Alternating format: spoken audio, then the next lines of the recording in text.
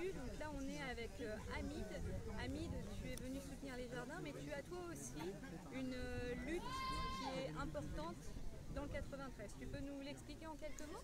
Oui, tout à fait. Donc nous, ça fait 3 ans, bien avant les jardins des Vertus, à côté du fort d'Aubervilliers, donc Pleyel. Il faut savoir que ce quartier fait partie de Saint-Denis, une ville, enfin la ville la plus peuplée, je pense, de la Seine-Saint-Denis, 115 000 habitants, je crois.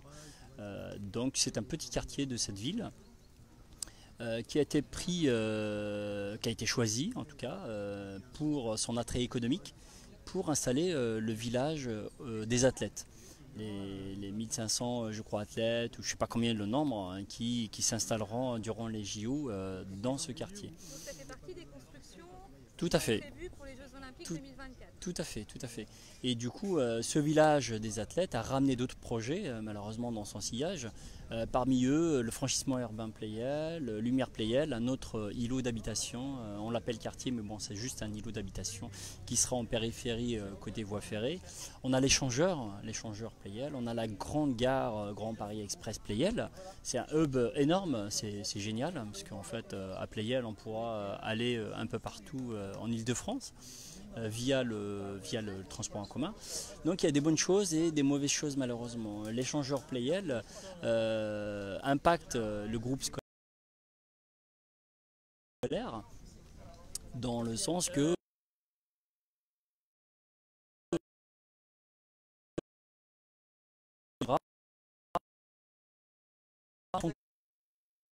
fonctionnera comme un double sens alimenté par 5 bretelles.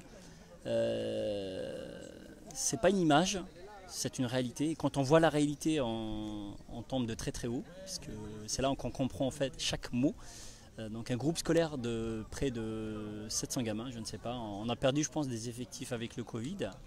700 gamins emprisonnés dans un triangle, Libération, Anatole France et des boulevards, avec la route de la Révolte derrière la 86, en double sens. 4, 6, 3 voies alimentées, donc branchées sur 5 bretelles autoroutières de la A86. Donc toi, tu es un militant de la FCPE et tu... Je suis adhérent, je suis un parent élu dans le groupe scolaire Anatole France pour défendre les gamins, pour la pédagogie, pour l'école, tout simplement. Donc j'ai signé pour ça. Et là, Et les enfants sont en danger. Quelles sont les ouais. conséquences, les impacts de cet échangeur routier sur la santé des enfants de l'école? Alors j'en ai discuté avec un pneumologue qui fait partie de la Fondation Le Souffle, qui conseille Paris sur les problématiques de pollution urbaine. Ce pneumologue m'avait informé, parce que je ne le savais pas avant, m'avait informé en fait que le poumon des enfants ne grandit pas en fait dans un environnement pareil, aussi surpollué. De telle manière que ce développement est pas stoppé, mais très très fortement abaissé. Et À les tel enfants peuvent continuer à faire du sport? Pour certains, il est probable qu'ils ne feront jamais de sport de leur vie, parce qu'ils n'auront pas la capacité respiratoire nécessaire peut-être pour seulement faire un footing. Donc en fait, on voit bien que, et je ne parle pas de tous les enfants bien sûr, hein, il y a peut-être des enfants qui auront assez d'immunité où les parents leur permettent peut-être de sortir le week-end souvent de ce quartier. Mais pour les enfants qui sont immergés dans ce quartier, qui n'ont pas les moyens ou qui n'ont pas la capacité de sortir de temps en temps de ce quartier et qui devront rester 10 heures par jour dans cette école, je pense que même s'ils avaient un bon système immunitaire, je pense qu'ils n'en réchapperont pas. Et comment est-ce qu'on fait maintenant si on veut vous rejoindre, si on veut vous aider?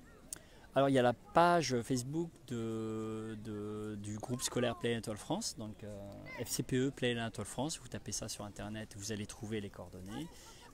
On a créé des crowdfunding justement pour nous aider à financer le recours juridique qui n'est toujours pas terminé, puisqu'on l'avait dit dès le départ, en fait il n'y a que le moyen juridique qui nous permettra en fait d'avoir gain de cause pour protéger ces enfants.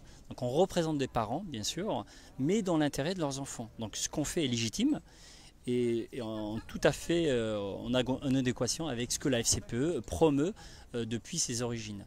Donc on finance pas nous ces projets, c'est des gens qui donnent de l'argent à la FCPE pour justement aider, si vous voulez, ce recours à aboutir. Donc, et on l'a dit dès le départ, hein, de toute façon, on va mener ce recours jusqu'où on pourra l'emmener. Je ne sais pas, hein, est-ce qu'on l'emmènera au-delà du Conseil d'État? Est-ce qu'on ira jusqu'en Europe? C'est une question qui est toujours ouverte. Mais il faut dire que tant que ces enfants subiront entre 20 et 30 000 voitures par jour, c'est juste inadmissible. Paris se déleste ses écoles de la circulation, elle piétonise apparemment, elle a un projet de piétonisation de 205 rues aux abords des écoles parisiennes. Je ne trouve pas ça normal que Paris, qui finance via la Solideo ce projet à 95 millions d'euros, laisse faire ce genre d'aberration. Très bien, merci beaucoup Hamid. Et donc pour te rejoindre, soit la page Facebook, soit le cross-road. Voilà, tout à fait. Merci.